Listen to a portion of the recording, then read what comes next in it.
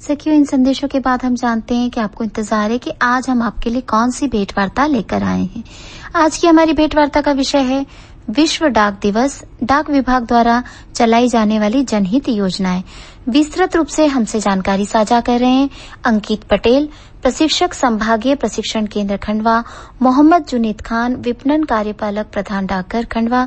इनसे भेंट की है कीर्ति गोखले ने। श्रोताओं नमस्कार। जैसा कि आप जानते हैं, आज 9 अक्टूबर को मनाया जाता है विश्व डाक दिवस और इसी के अंतर्गत हमारे प्रधान डाकघर खंडवा में मनाया जा रहा है डाक सप्ताह। जैसा कि आप जानते हैं, हमारे आकाशवाणी खंडवा का उद्देश्य है सूचना, शिक्षा और मनोरंजन, जिसके अंतर्गत हम आपको समय समय पर विभिन्न समसामयिक जानकारी प्रदान करते रहते हैं। तो आज विश्व डाक दिवस के अवसर पर डाकघर यानी पोस्ट ऑफिस से जुड़ी कई योजनाओं की जानकारी लेकर हम हाजिर हैं और इस बारे में जानकारी देने के लिए आज हमारे स्टूडियो में उपस्थित हैं श्री अंकित पटेल, प्रशिक्षक संभागीय प्रशिक्षण केंद्र खंडवा संभाग। साथ में है मोहम्मद जुनैद खान, विपणन कार्यपालक प्रधान डाकघर खंडवा। नमस्कार। नमस्कार। तो जैसा कि हम बात कर रहे थे कि इन दिनों खंडवा पोस्ट ऑफिस के द्वारा डाक सप्ताह मनाया जा रहा है, तो सबसे पहले हम आपसे यही जानना चाहेंगे अंकित सर कि डाक सप्ताह मनाने का डाकघर का उद्देश्य क्या है। मैं आकाशवाणी परिवार को ये जानकारी देना चाहूंगा। संपूर्ण विश्व में 9 अक्टूबर 1874 में यूपीयू के गठन के उपलक्ष्य में उसकी वर्षगांठ के रूप में, एक यादगार के रूप में हम विश्व डाक दिवस मनाते हैं। ये विश्व डाक दिवस 9 अक्टूबर संपूर्ण विश्व में मनाया जाता है और भारत भर में यह पूरा सप्ताह हम राष्ट्रीय डाक सप्ताह के रूप में मनाते हैं। इसका प्रमुख उद्देश्य था, जो यूपीयू का गठन किया गया था उसकी यादगार को हम चिरमयी बनाना चाहते हैं जी। यूपीयू के बारे में मैं बताना चाहूंगा। यूनिवर्सल पोस्टल यूनियन का गठन हुआ था 1874 में। जैसे आप जानते हैं कि अगर हमारे देश की डाक है तो सिर्फ हमारे देश के नियम उस पे जारी होंगे। जो हमारे देश के नियम हैं, जो डाक दरें हमें लागू करना है, वो सारे नियम एप्लीकेबल होंगे। लेकिन जब आप एक डाक को एक देश से दूसरे देश भेजना चाह रहे हो तो उसमें क्या होता है कि हमारे देश की कुछ अलग नियमावली है, दूसरे देश की कुछ अलग नियम है। हो सकता है कोई वस्तु ऐसी है जो हमारे यहाँ प्रतिबंधित है लेकिन वहां पर प्रतिबंधित नहीं है। कोई ऐसी वस्तु हो सकती है जो हमारे यहाँ प्रतिबंधित है, वहां नहीं है। तो एक ऐसी सामंजस्य की, एक संधि की जरूरत महसूस हुई जो अलग अलग देशों में रेगुलेट कर सके कि क्या नियमावली है, क्या दरें हमें लेना है, क्या अधिकतम वजन भेजा जा सकता है, क्या क्या चीजें भेजी जा सकती है। उसके लिए एक संधि हुई और उसमें हाल फिलहाल में लगभग 192 देश जुड़े हुए हैं। तो 192 देश के बीच में ये मिलकर संधि हुई जिसको हमने नाम दिया यूनिवर्सल पोस्टल यूनियन और उसी की यादगार के रूप में हम ये आज का दिन मना रहे हैं। तो अब जुनैद सर, आपसे मेरा प्रश्न ये होगा कि जब डाकघर में डाक सप्ताह मनाया जा रहा है तो इस डाक सप्ताह में आप किस तरह की गतिविधियां आयोजित करते हैं। डाक सप्ताह जो हमारे देश में मनाया जाता है, इसका मुख्य उद्देश्य तो अंकित सर ने आपको बता दिया है। उसके अलावा डाक सप्ताह में जो भी भारत देश के नागरिकों के लिए भारत सरकार कल्याणकारी योजनाएं चला रहा है, उसका प्रचार प्रसार जन जन तक पहुंचाने के लिए ये पूरा सप्ताह अलग अलग दिवस में मनाया जाता है। जैसे कि इस वर्ष की हम बात करें तो 7 अक्टूबर को मेल और पार्सल दिवस के रूप में मनाया जा रहा है। 8 अक्टूबर को डाक टिकट संग्रहण दिवस या फिलाटेली डे भी कहा जाता है उसको। कई लोग उसको फिलाटेली डे के रूप में समझते हैं। उसके बाद 9 अक्टूबर को, जैसा हर साल होता है, विश्व डाक दिवस। 10 अक्टूबर को अंत्योदय दिवस। 11 अक्टूबर को वित्तीय सशक्तिकरण दिवस। इन सभी दिनों में हम जिस तरीके से यहाँ पे आए हैं आपके श्रोताओं को बता रहे हैं, हमारे कर्मचारी या पूरा स्टाफ, जिसे खंडवा जिला है उसमें खंडवा संभागीय कार्यालय में 4 जिले आते हैं। तो जन जन तक अलग अलग तरीके से कैंप लगाकर, आधार अपडेशन कैंप लगाकर, उसके अलावा डाक चौपाल का आयोजन करके ग्रामीण लोगों को इकट्ठा करके उन्हें डाक विभाग की योजनाएं बताते हैं। उसके बाद डाक मेले आयोजित किए जाते हैं, उसमें भी सभी ग्रामीण लोगों को बुलाया जाता है। और मुख्य उद्देश्य ये है डाक विभाग का कि जिन लोगों के पास कोई पहुंच नहीं पाता है, सरकारी सुविधाएं प्रोवाइड करने के लिए तो डाक विभाग पहुंचता है। जैसे हम देखते हैं गांव में हर 5 किलोमीटर में एक ब्रांच ऑफिस है पोस्ट ऑफिस का, उनके पास बैंकिंग सुविधा नहीं होती है, तो गांव का जो ग्रामीण डाक सेवक है उनके घर तक जाकर उनका अकाउंट भी खोलता है और उनको पैसे भी घर तक निकाल के देगा। आप कहीं देख रहे होंगे कि आप फोटो आते हैं कहीं पेड़ के ऊपर भी चढ़कर जब नेटवर्क नहीं मिलता है, पहाड़ी क्षेत्रों में 20-20 किलोमीटर दूर जाकर भी डाक बांटते हैं और उनका खाता खोलते हैं। तो वित्तीय समावेशन में मुख्य भूमिका डाक विभाग अभी निभा रहा है। तो ये सब आयोजन हो रहे हैं राष्ट्रीय डाक सप्ताह के अंतर्गत। अगला प्रश्न अंकित सर आपसे मेरा ये रहेगा कि पोस्ट ऑफिस के द्वारा किस तरह की जनहितकारी योजनाएं इन दिनों चल रही हैं? जी, इस विषय में ये बताना चाहूंगा, हमारे सभी श्रोताओं ने आजादी के पहले से हमारा डाक विभाग संचालन हो रहा है। इसमें मूलभूत से हमारी डाक सेवा सबसे प्रारंभिक सेवा है, लेकिन आज के समय में हम किसी भी बैंक या इंश्योरेंस कंपनी किसी से भी कमतर नहीं है।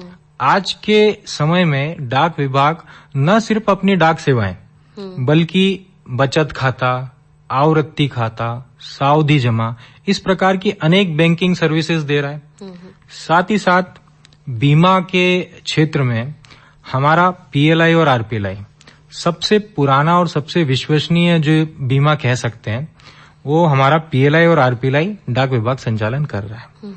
अभी देखा जाए तो सबसे जो मुख्य योजनाएं हैं उनके बारे में थोड़ा सा मैं बताना चाहूंगा कि जैसे सभी हमारे ग्राहक जो बचत खाता बैंकों वगैरह में खोलते हैं तो अक्सर क्या होता है, बैंकों में एक बड़ी राशि उनमें प्रथम निवेश के लिए जमा करवाई जाती है।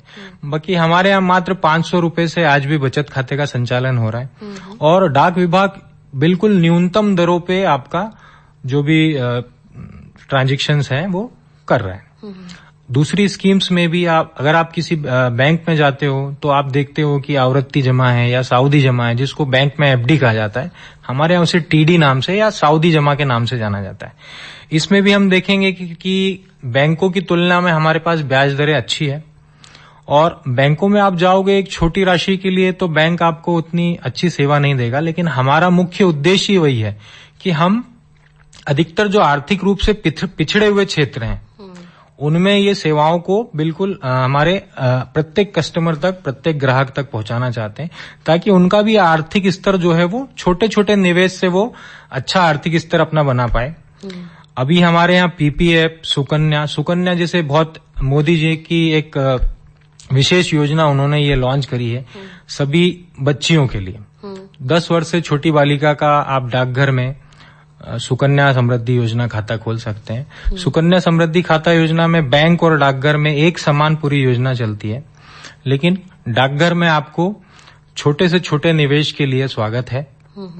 इसी प्रकार से बीमा के क्षेत्र में स्पेशली ग्रामीण क्षेत्र के निवासियों के लिए, ग्रामीण क्षेत्र के लोगों के लिए हम ग्रामीण डाक जीवन बीमा की योजना है हमारे पास, जिसमें वो 10,000 रुपए से लेके 10 लाख तक का अपना बीमा कर सकते हैं और इसमें बहुत अच्छा बोनस, बहुत आकर्षक बोनस उनको मिलता है। इससे क्या होता है कि उनका जो ग्रामीण क्षेत्र में कोई भी बीमा कंपनी सर्विस प्रोवाइड नहीं करती, लेकिन हमारा डाक विभाग आपको हर गांव में, हर देश के हर कोने में मिल जाएगा, तो वहां से ये योजनाओं का फायदा उठा सकते हैं।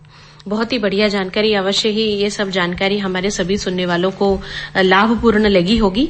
अब जैसे कि आपने बहुत सारी योजनाओं का उल्लेख यहाँ पे किया है, तो जुनैद सर मैं आपसे ये जानना चाहूंगी, यदि इन योजनाओं का लाभ जन सामान्य लेना चाहता है तो वो किस तरह से इन योजनाओं का लाभ ले सकता है? अगर इस तरीके की जैसे टीडी का अभी सर ने यहाँ पर जिक्र किया था, सुकन्या योजना का, ग्रामीण डाक जीवन बीमा का, तो इन सभी के लिए किस तरीके के दस्तावेज उनके पास होने चाहिए और क्या इसकी प्रक्रियाएं होती हैं, इसके बारे में संक्षिप्त में हमारे श्रोताओं को बताएं। ये सभी योजनाएं जो अभी बताई है अंकित जी ने, ये सारी योजनाएं हर 5 किलोमीटर में उपस्थित ग्रामीण डाकघरों में मिलती है। तो सबसे पहला तो ये कि आपको आपके ब्रांच पोस्ट ऑफिस, सब पोस्ट ऑफिस या हेड पोस्ट ऑफिस में जाना है। वहां पे ग्रामीण डाक सेवक या जीडीएस जो भी वहां पे रहते हैं वो आपको उसके बारे में पूरी जानकारी प्रोवाइड कर सकते हैं। नॉर्मली सभी स्कीमों में शामिल होने के लिए सबसे पहला है आपका आधार कार्ड और दूसरा पैन कार्ड। सीएससी के माध्यम से अगर किसी का पैन कार्ड नहीं है तो वो भी हमारा पोस्ट ऑफिस बना के देता है। आधार कार्ड अगर आपका नहीं है तो वो भी पोस्ट ऑफिस आपको बना के देगा। कुल मिलाकर ये आपके पास अगर कोई दस्तावेज नहीं है तो वो भी आपको पोस्ट ऑफिस बना के दे देगा। इसके अलावा हर स्कीम के लिए अलग अलग फॉर्म होते हैं। सेविंग खाता खुलवाने के फॉर्म एक ही होते हैं, लेकिन उसमें टिक लगाना होता है कि मुझे सेविंग अकाउंट खुलवाना है या सुकन्या खुलवाना है। तो एक फॉर्म भर के आपका आधार कार्ड, पैन कार्ड और फोटो उसमें पासपोर्ट साइज लगाकर हम वहां सबमिट कर सकते हैं। ग्रामीण डाक सेवक आपका फॉर्म कलेक्ट करके आपको आपकी पासबुक दे देगा। यहाँ मैं सभी लोगों को ये भी बताना चाहूंगा, आजकल एसएमएस बैंकिंग भी हमारा विभाग दे रहा है। तो मोबाइल नंबर कंपलसरी है और आप अगर आपके पास एसएमएस नहीं आता है, आपको पासबुक मिलती है, एसएमएस नहीं आता, तो आप बड़े पोस्ट ऑफिस जाकर उस खाते को जरूर चेक कराएं, ताकि किसी तरीके की गड़बड़ी की संभावना हो तो वो दूर की जा सके। दूसरा, कुछ योजनाएं सर से रह गई थी तो मैं बताना चाहता हूँ कि डाक विभाग का मेन काम जो है डाक का आदान प्रदान करना है।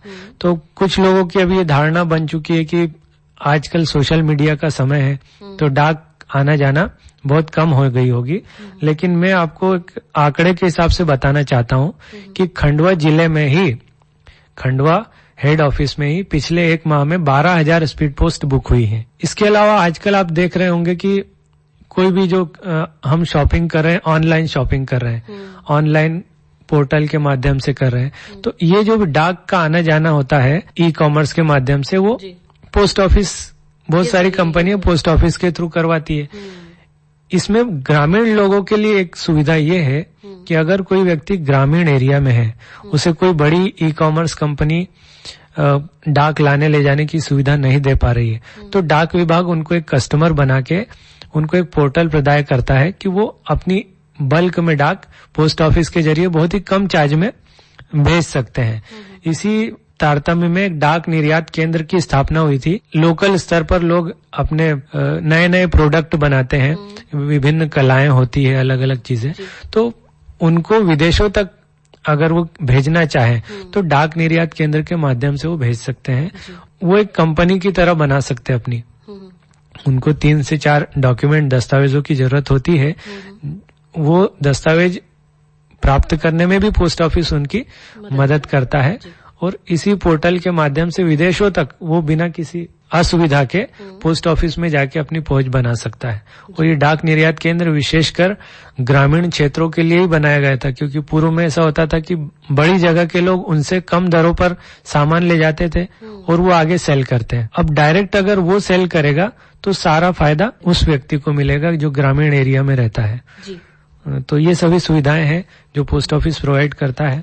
इसके अलावा अगर किसी को खंडवा जिले में कुछ समस्या पोस्ट ऑफिस के लिए आती है तो मैं कांटेक्ट नंबर भी एक उनको दे देता हूँ, उस पर कॉल कर सकते हैं।